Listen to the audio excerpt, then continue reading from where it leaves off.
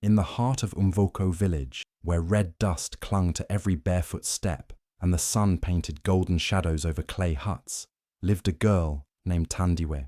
She was the kind of soul who never raised her voice, who always helped the elderly carry water, and who smiled even when her stomach was empty. Her life had never been easy. Her father, Gambo, was a humble fisherman who worked from dawn to dusk just to put a little yam on the table. Her mother had passed away when she was just 9, and from that moment, Tandiwayi had learned to be strong, not by shouting or demanding, but by surviving. When Tandiwayi turned 21, the whispers of marriage began. Suitors came and went, most looking for a servant, not a partner. Then came Zolani. He was tall, broad-shouldered, with a confident laugh that filled a room. His father had died recently, leaving him the family's carpentry business. People in the village admired him. He had strong hands, a charming smile, and what seemed like ambition. The match seemed perfect. A hard-working man and a humble, respectful woman. It was the kind of union elders blessed with dancing and praise. The wedding was simple, but full of life. Drums played under the mango tree, goats were slaughtered, and palm wine flowed like river water. Everyone cheered, saying Tandiwayi was lucky. They told her, "You've married a man with a future." No one knew that Zolani, behind the smiles and celebration, carried something darker. He didn't want a wife to love. He wanted someone to control.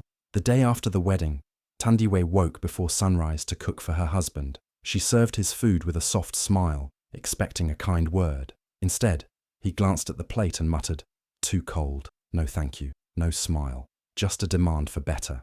As days turned into weeks, Tandiwayi began to see another side of Zolani. He was quick to anger and slow to praise. When she made mistakes, he scolded her loudly. When she did things right, he said nothing. She washed his clothes, scrubbed the floors, cooked every meal, and still, he called her lazy. At night, he barely spoke to her. During the day, he barked orders like she was hired help. But Tandiwayi never complained. Not to the neighbors, not to her father, not even to herself. She just worked harder, prayed longer, and hoped things would change. Little did she know, her quiet suffering was just the beginning of a journey that would turn the entire village of Umvoko on its head. Because the girl they called Humble was about to rise in a way no one, especially Zolani, could ever imagine. Zolani's mask fell quickly. Barely a week into the marriage, his true colors began to show. The charming man who once smiled at her in the moonlight now woke her up with kicks to the foot and commands barked like orders to a slave. "Up! The floor is dirty." No greeting, no warmth. Tandiwayi would drag herself from bed before the first rooster crowed, sweep every inch of the compound, fetch water from the stream a mile away, light the fire, and prepare his meal, all before the sun climbed high. But nothing was ever enough for Zolani. If the porridge was not hot enough, he would toss the bowl across the floor. If his shirt had one wrinkle, he would tear it and shout, "Are you blind, Tandiwayi?" Sometimes, he wouldn't even eat, just to prove a point. Not once did he say, "Thank you." Not once did he smile in appreciation. Every task was expected, every mistake punished. "You are not a wife, Tandiwayi," he said one night, his eyes cold. "You are a burden I must carry." The words stung more than a slap, but Tandiwayi said nothing. She lowered her head, whispered a prayer in her heart, and continued to serve. In her world, marriage was not something you ran from. It was sacred, even if it was painful. She carried her suffering like a secret bag of stones on her back, heavy, but hidden. What broke her spirit most wasn't the chores or the shouting, it was the shame. Zolani didn't just mistreat her in private. He mocked her in front of neighbors, laughing with his friends while pointing at her. "This one? She's not a wife. She's the maid who shares my bed," he would say, sending bursts of laughter through the compound. Tandiwayi would stand there, eyes lowered, cheeks burning, but lips sealed. Women in the village whispered about it. Some pitied her, others judged her, but no one helped. She felt alone, like a ghost walking in her own home. Her father came by once, asking how she was. She smiled and said, "I am fine, Papa," because what could she say? That her husband, the village's admired carpenter, was breaking her piece by piece. She wept quietly at night, her tears soaking the same pillow Zolani turned his back on. But what Zolani didn't know, what no one in Umvoko saw, was that every insult, every humiliation, every slap of shame was planting something inside her. Not weakness, not hatred, but fire, silent fire. And when it burned hot enough, it would turn her whole world upside down. The day had been unbearable. Zolani had thrown a wooden stool across the room just because his stew had too much pepper. His words had been even sharper than the flying stool. I should have married someone useful, not a worthless village girl. Tandiwayi's heart felt like it had cracked in two. She didn't respond, didn't cry in front of him. Instead, as soon as he stormed out, she grabbed her wrapper and ran, feet pounding the dusty path, breath shaking, as she made her way to her father's old, crumbling hut at the edge of Umvoko. That little hut held memories. It was where her father used to teach her how to mend nets, where they sat during rainy nights, telling stories to chase away hunger. It was the only place she felt safe. Tandiwayi collapsed to her knees beside the old cooking stones, her sobs quiet but raw. As she leaned forward to rest her head on the cold ground, her fingers brushed something hard beneath the stones. Curious, she dug gently, moving the rocks aside until her hand touched a small cloth pouch. Old, dusty, but untouched by time. She opened it with trembling fingers. Inside was a gold pendant, glimmering even in the dim light, marked with a strange, elegant crest she had never seen before. Alongside it was a folded, yellowed letter. Her heart pounded. The handwriting was delicate, and as she opened it, she saw the name signed at the bottom, her mother's name. Her breath caught. The letter read, "My beloved Tandiwayi, if you are reading this, then I am no longer with you. You were born not just of love, but of legacy. Before I married your father Gambo, I was the daughter of Chief Ndimu of Dandaru. If ever life becomes unbearable, go to Dandaru and find your uncle, Chief Kwajo Ndimu. He will help you. You are an Ndimu by blood. Never forget that." The words danced in her mind, refusing to settle. Tandiwayi stared at the pendant again, her fingers tracing the crest. Everything she thought she knew about herself crumbled in that moment. She wasn't just the daughter of a poor fisherman. She had royal blood, a family, a name with weight and history. She remembered how her mother had always worn that pendant when she was little, tucking it under her blouse like a secret. And now, it was hers. In that instant, something shifted inside her. The girl who had bowed to cruelty, who had endured without question, suddenly stood up a little straighter. A fire stirred in her chest, not just of pain, but of possibility. Maybe, just maybe, she was meant for more than this life of silent suffering. Maybe her story wasn't over. Maybe it had just begun. Tandiwayi had learned to live with pain, to swallow her tears, and to wear silence like a second skin. But nothing prepared her for the sting of betrayal. Rumors had reached her ears, whispers in the marketplace, quick glances from the women at the stream, but she had dismissed them. Zolani might be cruel, but she never imagined he would take another woman. She had clung to the hope that maybe, one day, he would change. But that hope shattered one warm evening. She had made his favorite dish, spiced goat stew with steamed yams, and decided to surprise him at the workshop. The walk was quiet, the streets slowly dimming as the sun dipped behind the hills. When she reached the workshop, the door was half open. She stepped in quietly, carrying the food with both hands and a small smile of peace on her lips. What she heard first was laughter, not Zolani's usual harsh laugh, but something soft, playful. Then she heard a woman's voice, familiar, sharp, and filled with mockery. It was Bakira. Tandiwayi's heart skipped. She tiptoed toward the back room and froze at the doorway. Zolani was sitting, his arm draped casually around Bakira, who was perched on the bench beside him like a queen. Her skirt was short, her lipstick bright red, and her bangles jingled with every movement. They were so close their bodies nearly touched, and their smiles were laced with secrets. For a moment, Tandiwayi couldn't breathe. Zolani turned and saw her. His face didn't even flinch with guilt. Instead, he smirked and said, "If you did your duties like her, maybe I wouldn't need extra." Bakira chuckled and looked Tandiwayi up and down like she was nothing. "Poor Maid, always so serious," she mocked, twisting her lips.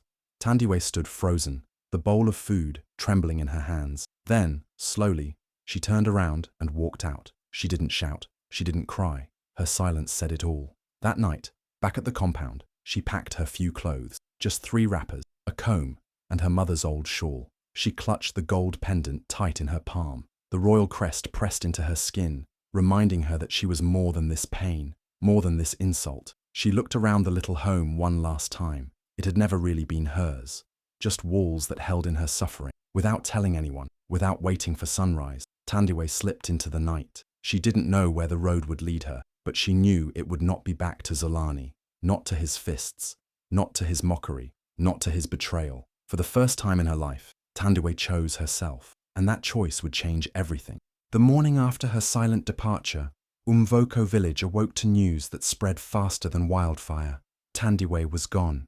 Old women at the water well shook their heads in disbelief, and the men at the palm wine joint whispered with raised eyebrows. No one had ever known her to be bold. They had only known her as the quiet, obedient wife who walked with her head down and did not speak unless spoken to. But now, she had vanished like morning mist.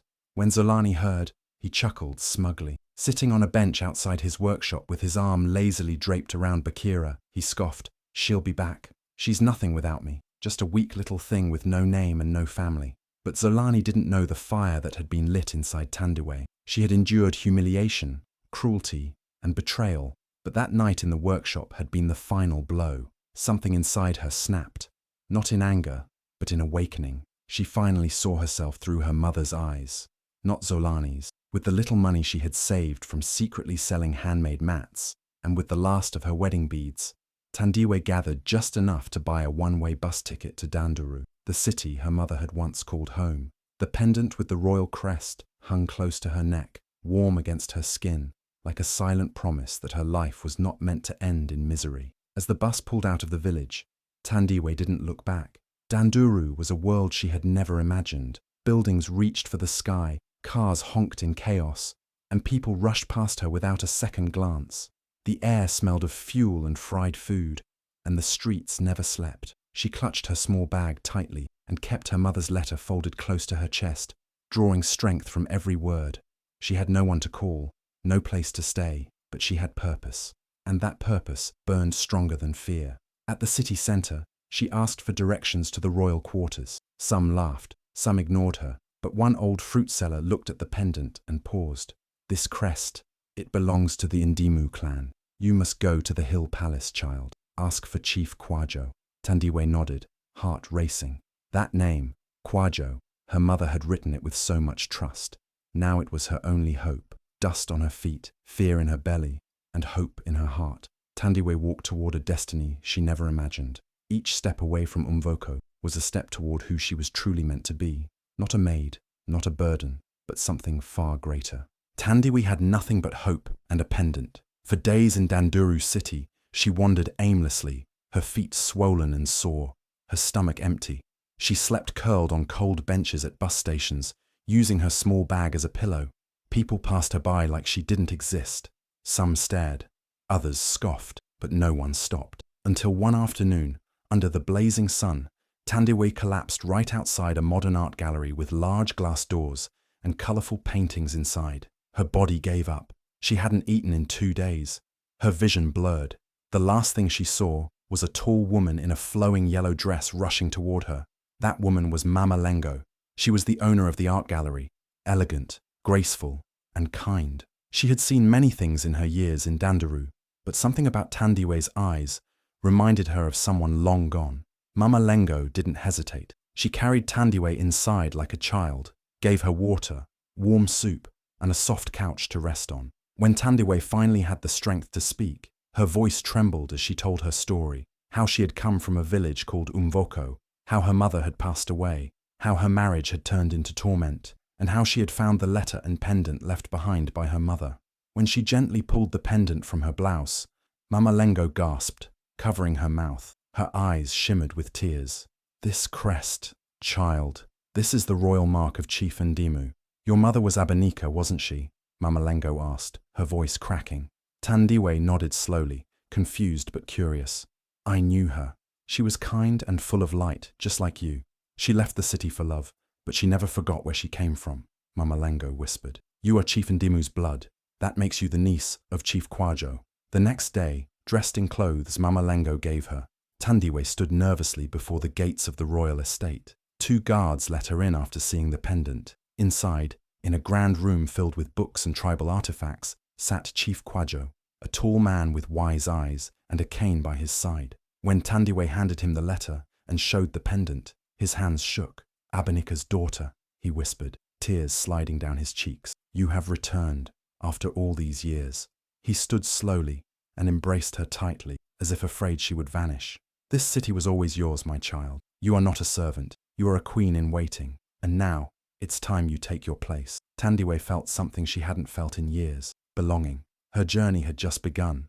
Tandiwayi didn't let the comfort of her new life make her forget where she came from.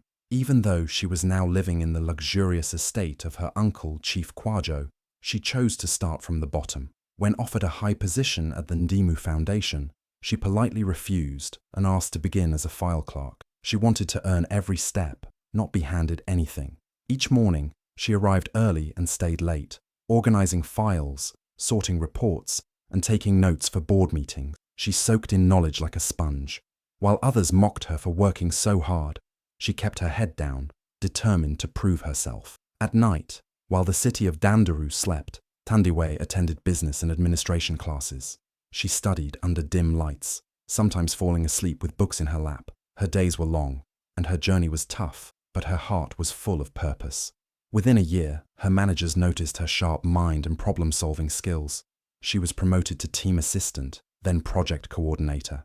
Every challenge thrown at her became a stepping stone. Her reports were clean, her ideas were fresh, and her leadership style was humble but firm. By the end of her third year, she was named the youngest operations director in the entire history of the Ndimu Foundation. Her photo appeared in business magazines. The same girl who once served food on her knees now sat at boardroom tables, making powerful decisions. Tandiwayi didn't forget the broken girls like she once was. She created programs for women stuck in abusive marriages, set up shelters, and launched education grants for village girls.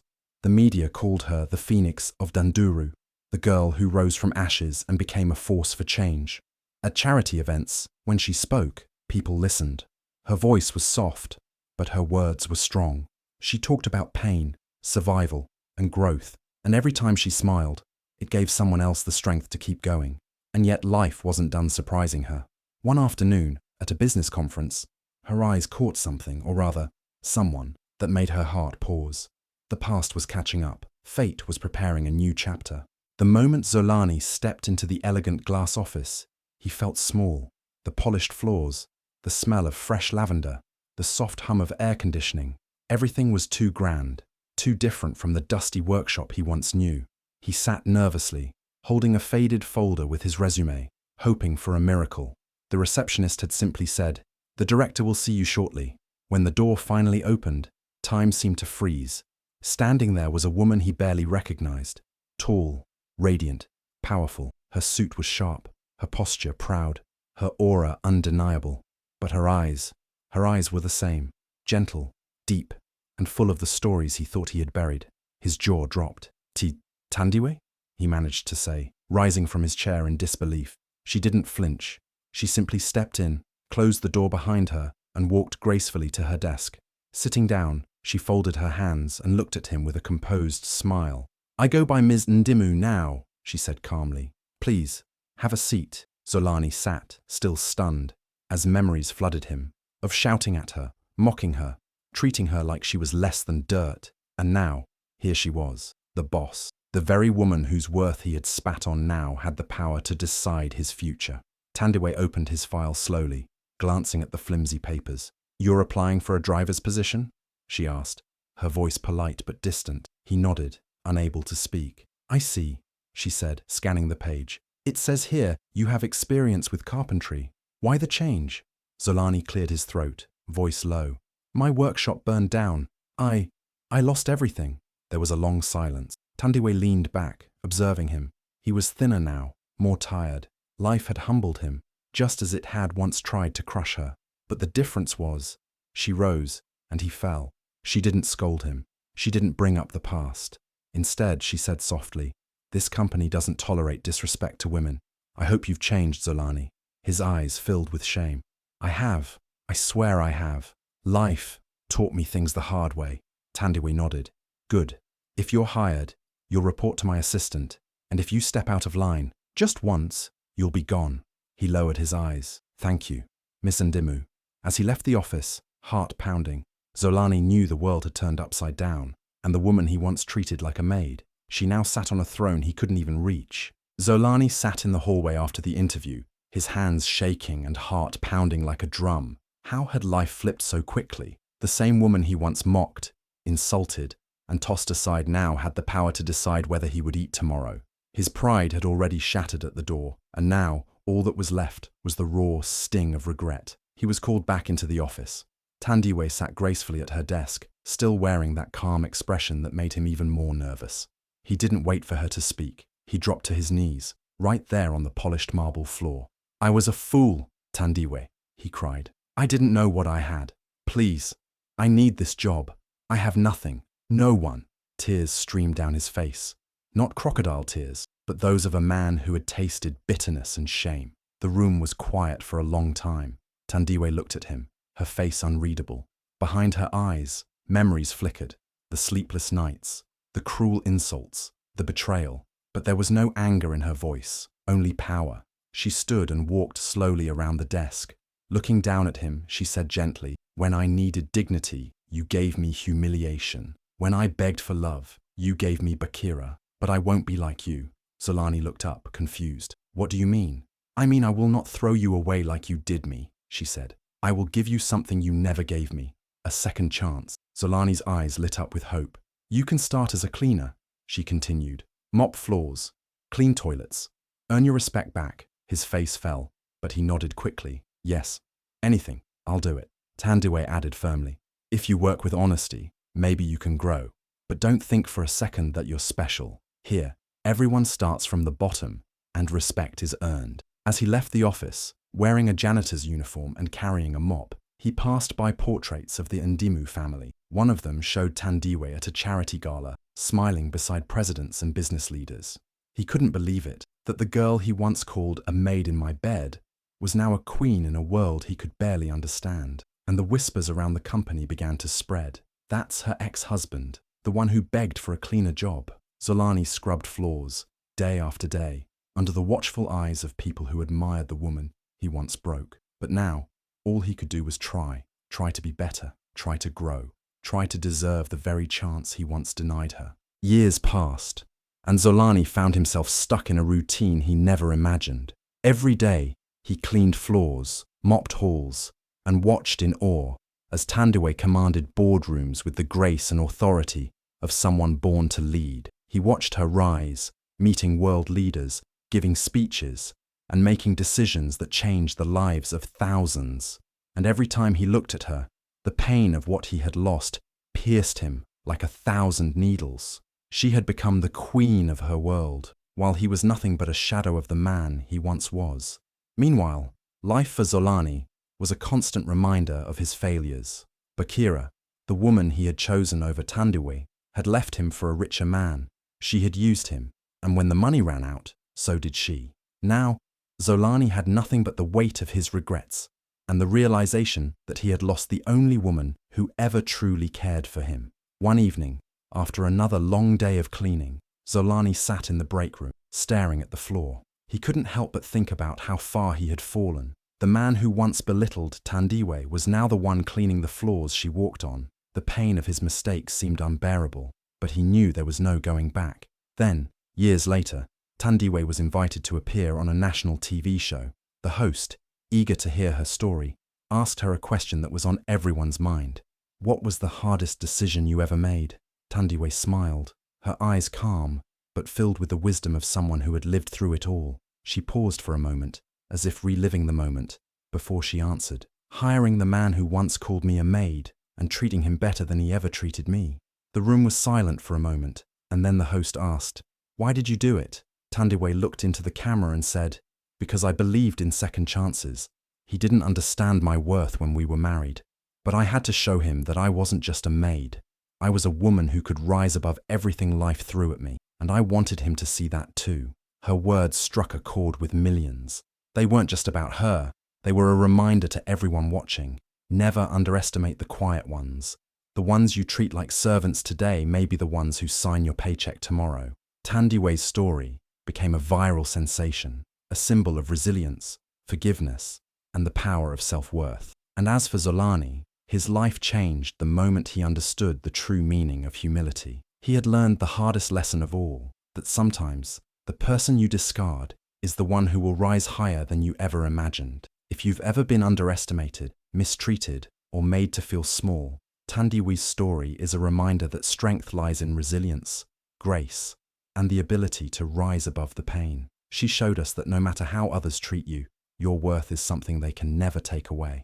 And sometimes the most powerful revenge is living a life so full of purpose and success that those who once belittled you can only watch in awe. So, if Tandiwayi's journey touched your heart, if you felt the power of her transformation, make sure to share this video with someone who needs to hear it. Let them know that their worth is not defined by how they are treated today, but by the strength they carry within. If you believe in second chances, in the power of kindness, and in the message of never giving up, please hit the like button, share this video, and subscribe to our channel for more stories of strength, resilience, and hope. Thank you for being part of this journey. Your support means the world to us. Let's keep inspiring one another, because together we can turn every struggle into a victory. Stay strong, and remember, your best days are ahead of you.